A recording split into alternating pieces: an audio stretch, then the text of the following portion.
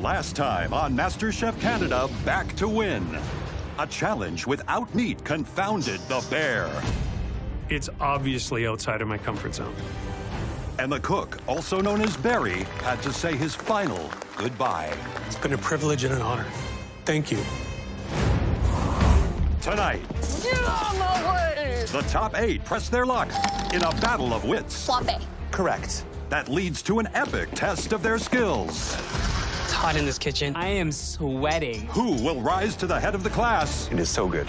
And who will be expelled? Expect more from yourself. I'm not going home sick.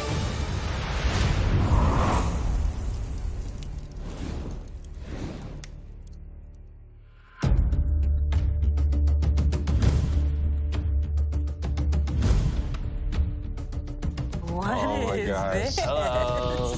It looks like I've walked onto the set of a game show. And it looks crazy. Oh my god. Are those buzzers? So awesome. Cooks, competitors, and culinary connoisseurs, don't just stand there. Come up to the front.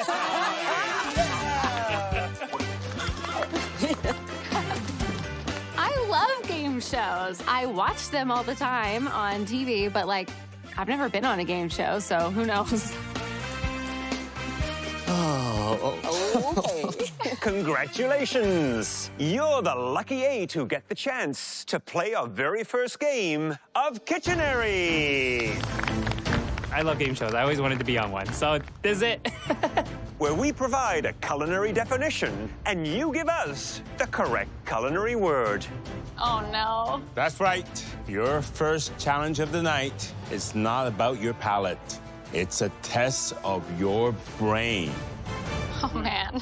And if you prove you're the smartest person in this kitchen, you will earn more than bragging rights. You'll get a place in the gallery. While everybody else cooks for their lives. Oh, God. It would be amazing to go up on that balcony and watch my fellow cooks go at it. The Kitchenery rules are simple. We'll ask a food-related question, and the first person to buzz in gets a chance to answer. If you're correct, you get 10 points. But if you're wrong, you lose 5 points. And the other cooks have a chance to buzz in and steal. I've had lots of fun trivia nights with my friends as an adult, and competition is fierce. I want to win. Andrew, you won the mystery box in the last episode, so you get an advantage. We're giving you a 20-point head start over everyone else. My mother and grandmother are from Syria, and when they came over, they watched game shows all the time trying to learn the language. We'd be shouting at the screen and playing along, and it was a lot of fun. Now, are you all ready to play some Kitchenery? Yes, yes. Then let's get started. Okay. First question. Okay. Look inside this tree's pods, and you will find a sweet, tangy pulp that's a staple of Mexican cuisine. Andrew. Tamarind? Tamarind is correct. Oh, my gosh. This metal container is used to pressurize liquids with nitrous oxide to create foams. A siphon? Andre, you are correct. You have 10 points. This tiny summer squash is shaped like a flying saucer, and it's eaten with its skin on. Andy. Acorn squash? Incorrect. Patty pan squash. Correct. 10 points. This tropical rootstock is often mistaken for ginger, but its sharp citrusy qualities lend a unique flavor to Thai cooking. Andrew. Galangal? That is correct. I'm not fast enough. Native to Asia and weighing up to 4 kilograms each, this fruit is the largest in the citrus family. Jackfruit? Incorrect. Durian. Incorrect. Pomelo. Andre, you are correct. Good job. This long and narrow green leaf is known as the vanilla of Southeast Asia. Pandan leaf. That's correct. I feel like I have a lot of proof in this one because everyone kind of totes me as the little food knowledge nerd. This chemical is extracted from brown seaweed and used in molecular gastronomy for spherification. Agar agar? That's wrong. Yeah. Sodium alginate. That is correct. Sodium alginate. I'm the guy at the board game night that everybody sees and goes, oh gosh, this is for reals. You are now on the board. Why can't I get on the board? Finishing a dish by pouring alcohol all over it and setting it on fire is commonly known as this term. Flambe. Correct. This potentially dangerous kitchen tool, it's used to create thin, uniform slices. What is a mandolin? That is correct. So frustrating. Like, that's pretty fast, right? This starchy, tuberous root is used regularly in Caribbean cuisine and is poisonous if eaten raw. Taro root. I'm afraid that's incorrect. Andre. The Aki? I'm afraid not. Cassava root. That is correct. How many times do I have to hit it? Oh, I knew that one too. Taya, test your buzzer, please. It's working. I'll work on my reflexes. Let's do a recap of the scores. Andrew, 35 points. Christopher and May are tied with 30. Andre, 15 points. Taya, you have 0. Jeremy and Marissa, you are tied with -5. And Andy has a whopping -10. But there's still plenty of questions. Don't give up hope. Next question. This hand-operated, hinged device works to flatten balls of masa dough in 2 rounds. Pasta roller? Wrong.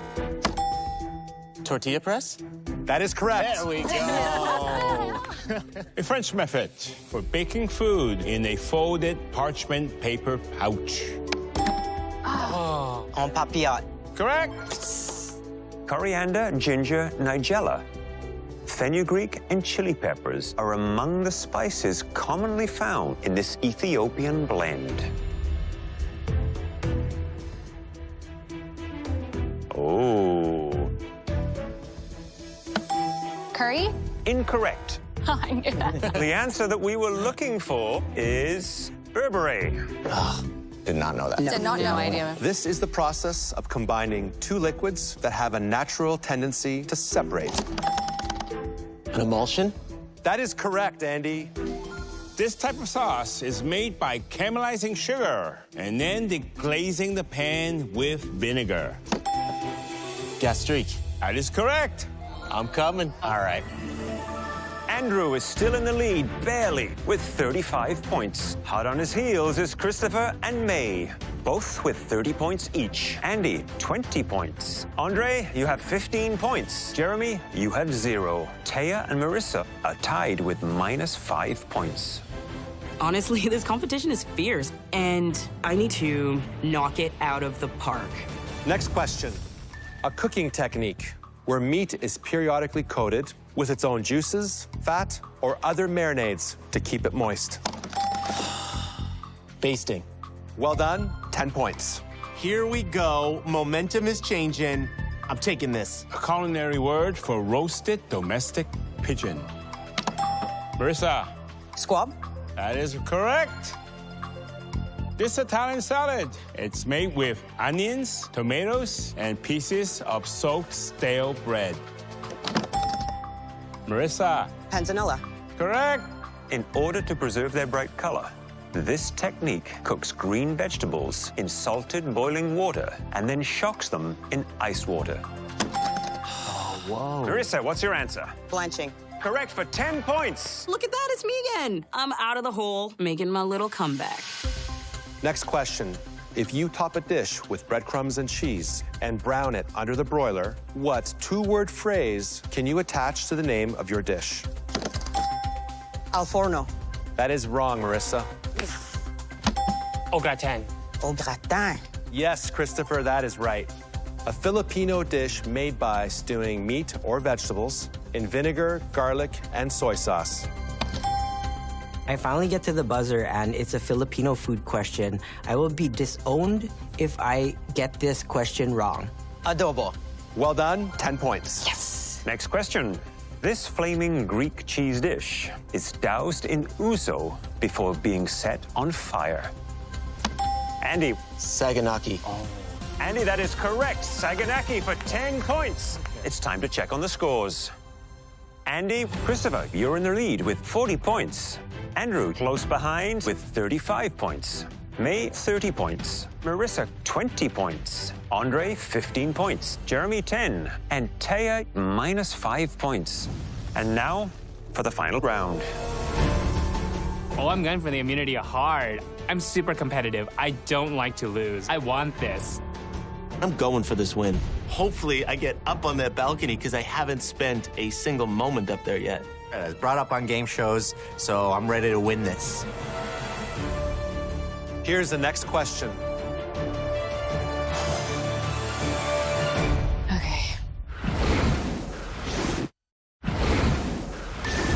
Safety from tonight's elimination challenge is on the line, and it's time for the final round of questions. This handy gadget turns carrots and zucchini into long, thin vegetable noodles.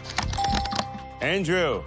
A spiralizer. That is correct. Do not let my foot off the gas pedal. I'm not stopping. Often called a Mexican husk tomato, this small green fruit is used to make moles and salsas. Tomatillo? That is correct. Andrew, taking the lead. I don't know if we can catch this guy. These pretty pointed pods add a licorice-like aroma to braised dishes. Star anise? Correct for 10 points. This rich white mother sauce is made with a light meat or fish stock and thickened with a roux. Velouté. That is correct. This tangy potato chip flavor originated in Canada. Marissa. Ketchup. That's right. And now for the final question. Forget the grocery store. If you go on a walk in the woods and pick up some wild plants and herbs, what are you doing? Foraging. Christopher, foraging is correct for 10 points. And the winner at 65 points is Andrew. Yay, Andrew. Thank you. Good job, buddy. It was really good. Congratulations, Andrew. You are the Kitchenery champion and have earned a ticket to the gallery.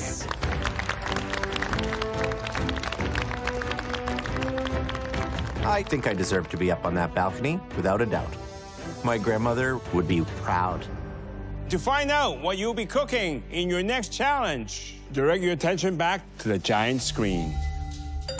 Oh, all this stuff. Okay. Interesting. On the screen in front of you are some of the answers from today's skill testing questions. These words will be your inspiration for the dishes you'll be cooking tonight. Each of you must choose 2 words from this assortment of techniques and ingredients. Both of your choices must feature prominently in the dish you create. You choose your words based on the order you finish in Kitchenery. Wow. Christopher, you finished second. You may go ahead and choose your 2 words. I looked at the board and I really hone in on 2 words, 2 things that I've used before and I'm comfortable with. Siphon and pandan. Next, Andy, choose your 2 words. I will choose pomelo and mandolin. Very unusual combination. I love cooking with citrus. I've never tasted a pomelo, but I've read a lot about them. They're very similar to a grapefruit, so I'm excited to give this one a try. We have a tie for 4th spot between May and Marissa. Andrew, you get to break the tie. Who goes first? Marissa. My game plan is to outlast everyone. And May is a huge threat. Marissa? Tamarind and en papillote. Honestly, the taste of tamarind really just brings me back to my roots. It takes me to sitting on a beach in St. Lucia and just chowing on tamarind snacks with my brother, my cousins, my mom, my dad. May, you're next. Velouté and galangal. Andre. I will take cassava and flambe. Jeremy, what do you choose? Emulsify and spiralizer. Taya, Yeah. is there anything on that board that inspires you? The 2 things that I wanted are still there, so I'm pretty excited about that. The tortilla press and tomatillo. You got lucky. I did get lucky. Well, you all have your words now, and you have 1 hour to complete your dish. In the IKEA Sustainable Pantry, you'll find every ingredient that you've chosen, as well as a wide array of other exciting options to build your dish. At the end of the challenge, your dish will be judged not only by the overall quality of its taste and presentation, but on how well it embodies the 2 words you chose. And the cook with the weakest dish will be leaving this kitchen for the very last time. Are you ready? Yes, Chef! Your 60 minutes starts now! Let's go, let's go, let's go! Get out of my way! Anybody see asparagus? Masa. Where's my pandan leaves? Planted shrimp. Where's my tamarind? I'm making tuna en papillote with tamarind coconut curry. Tamarind is like an intense sour fruit. It's kind of a treat where I come from. I've been in the bottom twice already. I want to show the judges why they brought me back to win. Hustle, hustle. I think this is one of our most fascinating and interesting challenges. 2 words. I think you have to feature both of them in a unique way that they both popped out of the dish.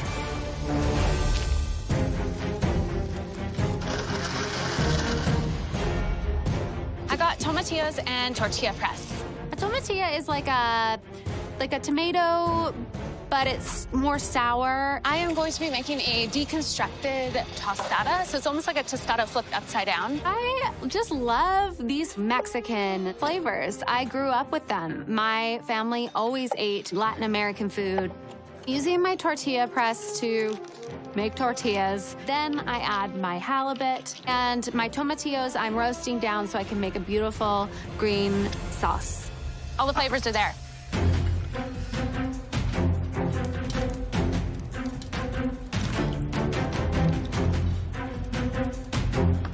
I chose galangal and velouté as my main inspirations.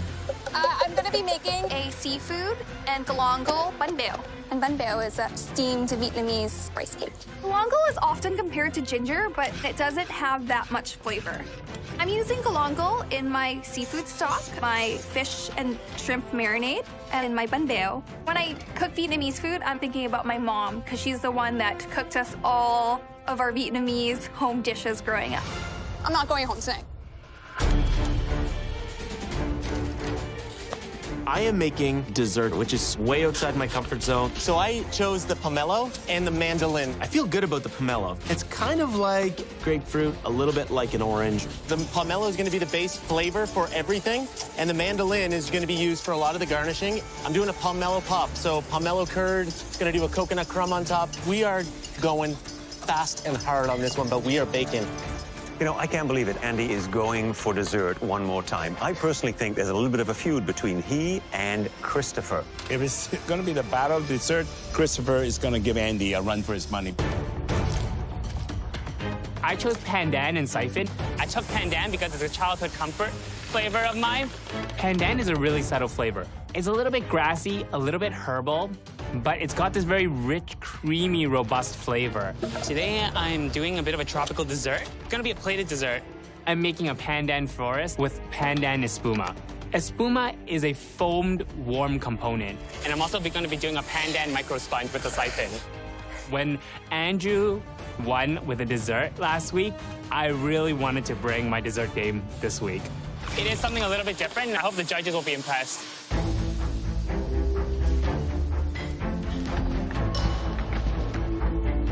It's looking good.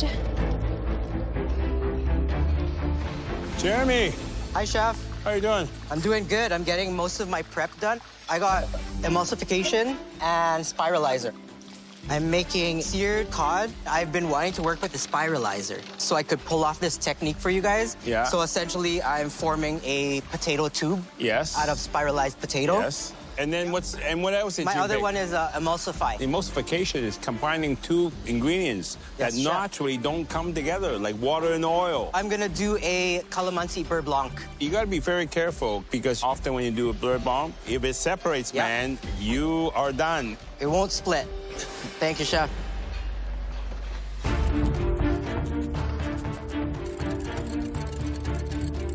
It shows cassava and flambe. And I'm making a cassava Alaska. Cassava is a root vegetable, and it's like a potato. I'm using cassava as a cake element and a crumble element. Flambe is going to be the Alaska effect, where you're just pouring the hot liquid rum and lighting it on fire. Hi there, Andre.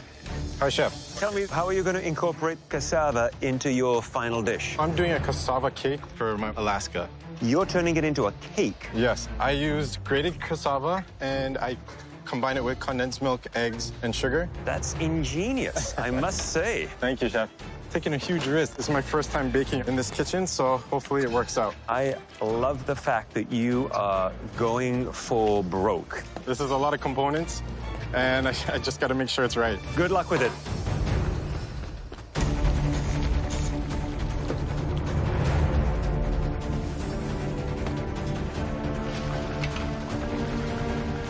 Jeremy's trying a technique on his fried potato. He's trying to create a spring. He's using aluminum foil, and I can tell you that spells disaster right there.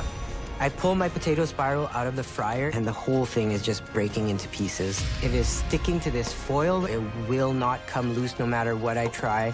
Man. I don't know how to solve this problem. This season, Canada's newest Master Chef will go home with the ultimate Mila Chef's culinary package, valued at over $18,000, including a new Mila professional gas range and range hood, premium Mila stainless steel refrigerator, and Mila dishwasher.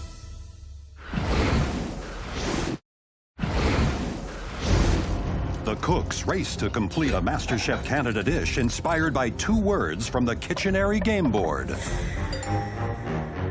Okay. But Jeremy finds himself spiraling out of time. My potato spiral, it is sticking to this foil. It will not come loose no matter what I try. I need to pivot and go to plan B. So I get some more spiralized potato, and I fry that one, and I watch it like a hawk.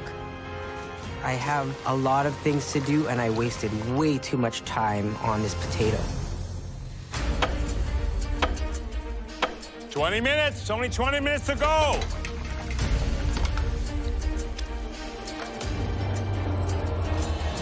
Larissa, Yes, Chef Claudio. what were your 2 words again? En papillote and tamarind. En papillote is a French method of making things in parchment. It's a beautiful little package. This beautiful aroma emerges from that little surprise within that parchment paper. Correct. I'm using the French technique to infuse those aromatics. I've got a lot of ginger, garlic, shallot, green onion in there. The pièce de résistance will be this beautiful red tuna, which I will glaze with a tamarind glaze and some butter. I think you're going in the right direction. Keep it up. Thank you, Chef. A lot is writing on this little package. I hope it works.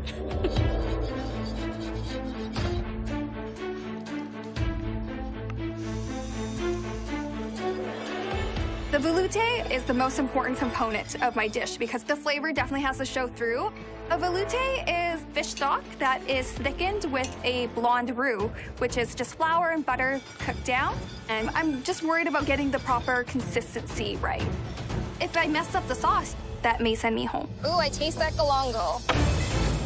10 minutes, only 10 minutes left. Okay, what do I need to do now? It's hot in this kitchen. I am sweating. I'm calling my dish Into the Ravine because when I was a kid, we had a ravine behind my parents' house, and I would always go down there and walk around in the woodsy areas, you know, play with sticks and branches, and it was just a big part of my childhood growing up. I've got 10 things to put on this plate, and if I mess up even one of them, I had to start all over. I'm making caramelized milk logs, so it looks like there's branches and dead fallen trees around. And then mushrooms, I'm gonna start with the espuma on the bottom. I just need to block everything else out and just focus on what's in front of me.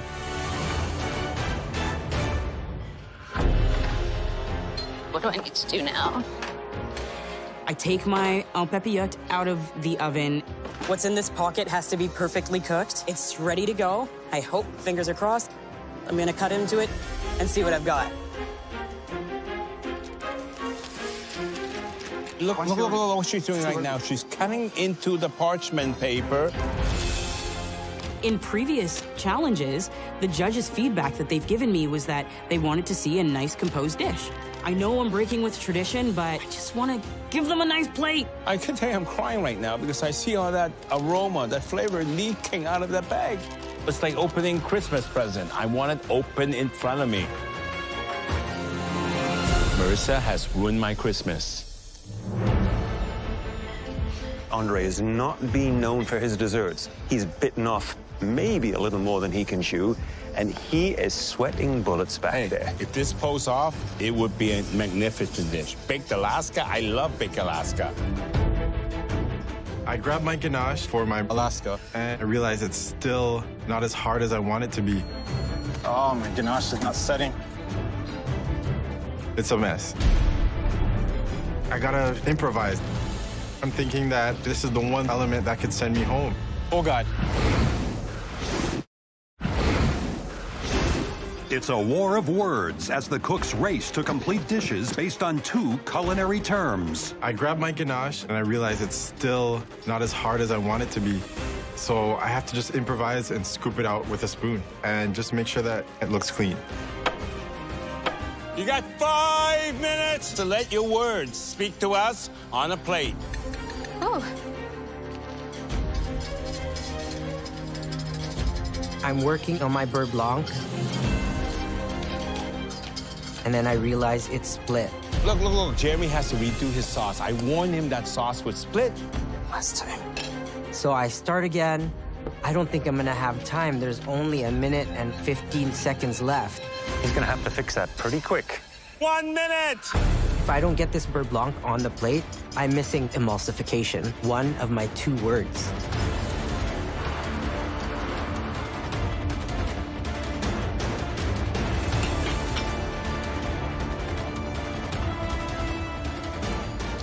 Seconds. Jeremy's cutting it very, very close. 10, 9, 8, 7, 6, 5, 4, 3, 2, 1. Hands up! Holy crap. I'm looking at my plate, and I'm such a perfectionist that I hate it. It looks like I don't have much sauce on this plate. I'm really, really worried about that.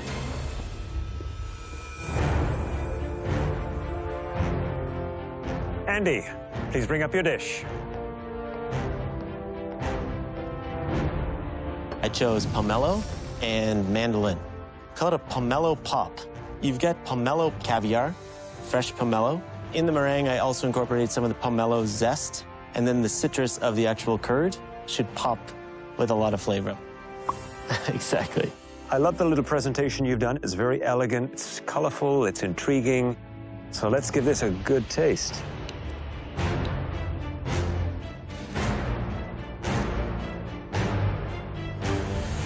That's really tasty.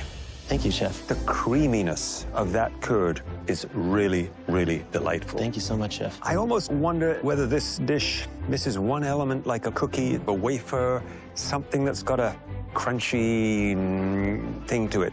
But a great Andy original as far as I'm concerned, and I love the use of your pomelo. Thank you, Chef. Well done.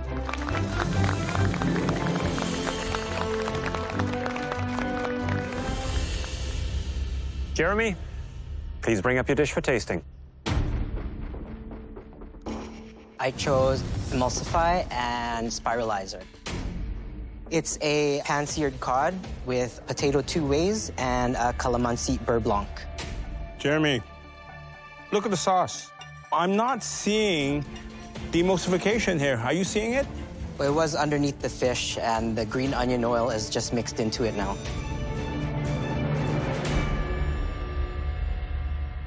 Fish, perfectly cooked. Sauce, it's there. The calamansi, the beurre blanc, but I really wish there was more of it. You know, you're supposed to show it. I tried my best, Chef. You spend a lot of time doing things to make it more fancy, which is not relevant. The spiral is there, but is it talking to me? No, it's not. I'm being tough on you. But that's because you're so good. Expect more from yourself. Understood.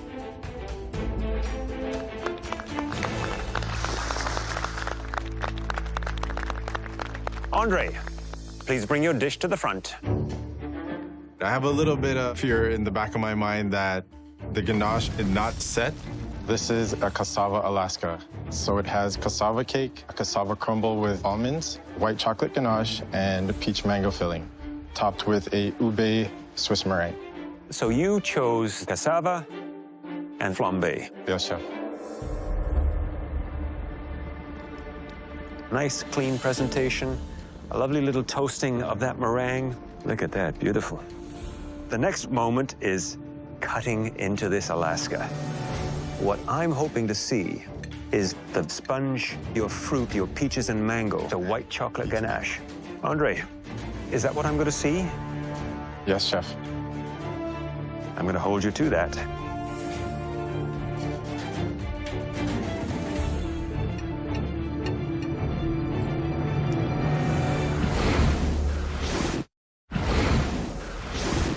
What I'm hoping to see is the various layers that make this the baked Alaska.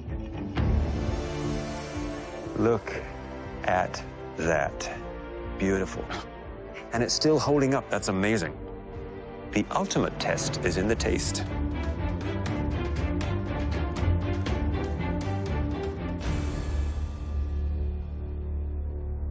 It is so good.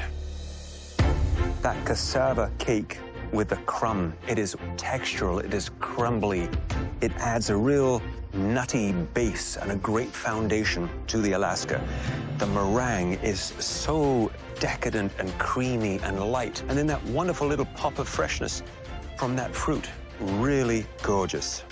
If I had one tip, I would like to see a little bit more fruit packed in there. This is a great example of how far you have come in this competition. Nicely done. Thank you.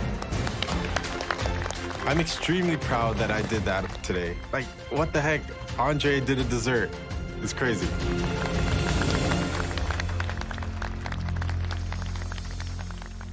Christopher, please bring up your dish. I'm nervous because my dessert is high concept, and if it doesn't translate over to the judges, then I just have a mess on a plate. My words were siphon and pandan. I would call this dish Into the Ravine. I used the siphon two ways. I've done a pandan coconut espuma on the bottom and also used it to make a steamed micro sponge on top. There's meringue mushrooms for some crisp, a pistachio crumb, some caramelized milk logs, and then just some red currants and yellow currants for some acidity. Wow. I must say I am lost for words. It's so pretty that I don't want to eat it. There's moss, there's mushrooms, there's soil. This is so beautiful, but does it taste as good as it looks? I love the soil. The pandan is definitely there. And you had to put it in strong. It is very light and delicate, and you handle it well. All the flavors, they come together. The crispiness, a bit of saltiness from the soil even, it goes very well with the pandan. This dish, to me, I'm lost for words, as I said. And that doesn't happen to the Demon Chef. I'm emotional. That says it all. Thank you, Chef. Thank you. Good job. I think that today is gonna be finally my day to win. Taya, please bring your dish to the podium.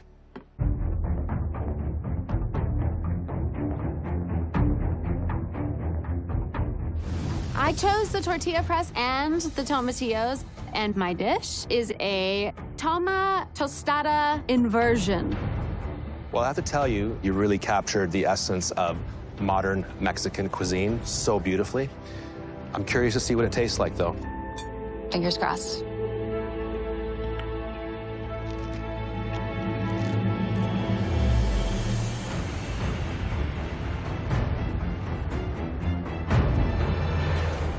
This is really sensational. The tostada is so beautiful, very crispy, very light. Halibut ceviche, lots of zing. Only fault, there's not enough of it. Citrus, salt, really well executed. Thank you. Marissa, please bring up your dish for tasting. As I walk up, the only element on my plate that I'm worried about is that choice to not present it in the parchment paper. I chose tamarind and en papillote. And this is tuna en papillote with a tamarind coconut curry. Have you had a dish before in the restaurant? Yes, I have, chef. And how do they serve it?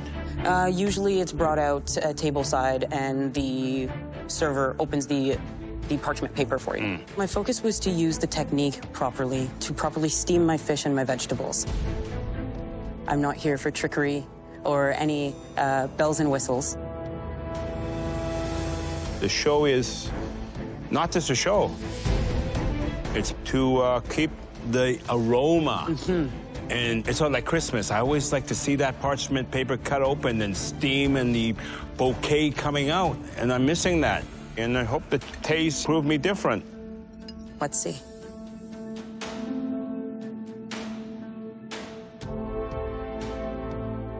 The sauce, you got the tamarind. I like it. You got the fruitiness, you got the acidity, not too sour, not too sweet. But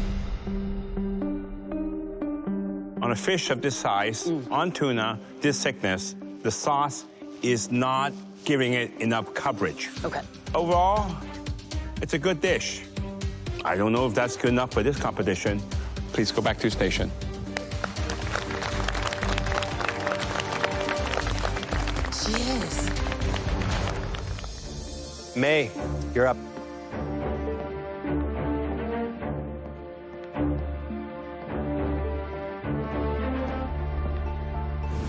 I chose galangal and velouté. I made a seafood and galangal banbeo. So I gotta waste no time and pick up on all these flavors, hopefully.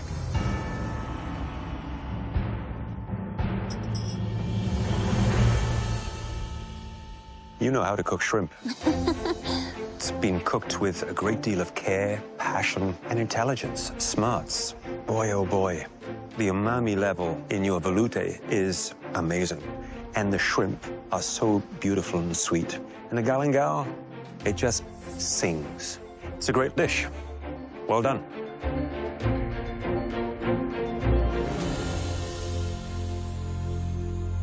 That velouté is incredible. I love it. The fish sauce, the way it shines through. The galangal, it's just there in the background. Great flavor, beautiful looking dish. I'm not sure I would change much about it, to be honest with you. Really, really sensational. Thank you. Thank you so much, Chef. I'm feeling so happy. The judges liked what I did. I was able to pull off that dish, and my mom's gonna be super proud of me. Really, really impressive dishes. Great use of those words, bringing it to life on a plate. There was a couple of disappointments. I don't want to go home. I have more to show. No doubt our expectations are higher, and they should be. Just the fact that my emulsification was lacking, I'm just really, really worried. It's obvious that this is the season when everyone is back to win. Absolutely. I think we know where we're going. Yeah, it's pretty clear to me. Okay, let's do it. We made a decision.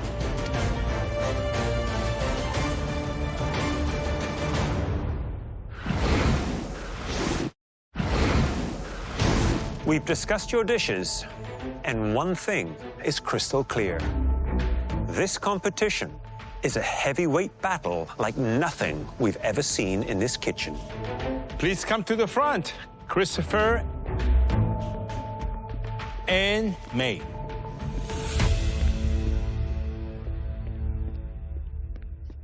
Christopher. Yes, chef. You came into this season with a reputation for your sweets. Then last week, you had to watch Andrew beat you at your own game. Well, let me tell you, your dessert tonight threw down the gauntlet. And May, we were so impressed by the way that you have tapped into your roots this season. And tonight, that resulted in your best dish ever. Thank you very much. The depth of flavor that you managed to achieve in just an hour is nothing short of amazing. So, how do we pick between them? How? I tell ya, we do not. We're calling it a dead heat for the best of the night. You both deserve to join Andrew in the gallery. Good job. That's me. It feels pretty awesome, honestly. This win means that I belong here and I am a contender for that title. Congrats. Now, the tough part. Please come to the front.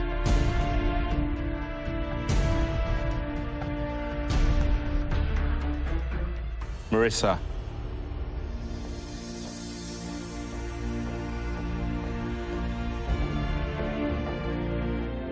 I'm sorry, Marissa. Your dish was the weakest of the night. You said you didn't want to serve anything with any trickery. And we thought we should pay you the same respect by calling you up here on your own to tell you that it's sadly time for us to say goodbye. Marissa, this season, you've been knocked down a few times. But did that stop you? Not for a second. Each time you picked yourself up and got something delicious on a plate. It's been a delight having you back here. It's been hard. These guys, those guys, they're incredible. And it's been an honor and a privilege to cook alongside them. I'll never forget it. Marissa, before you go, tell us which one of these cooks is Canada's next Master Chef? I think the player to beat here is Andrew. He is a force to be reckoned with. He's got something special, and I think he's the one to beat. Thank you. Now, please leave your apron at your station. Thank you. Thanks, guys.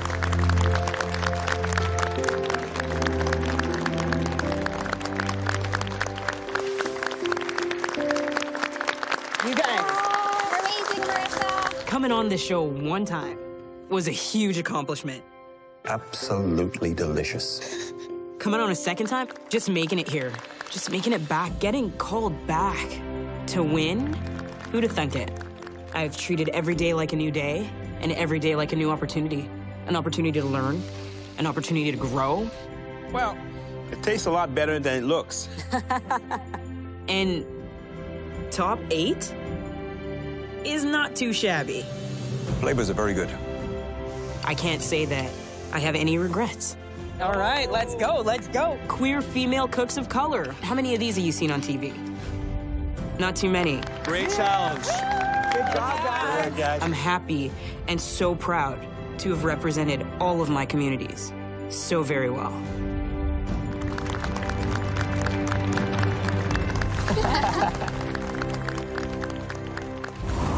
Next time on Masterchef Canada, back to win.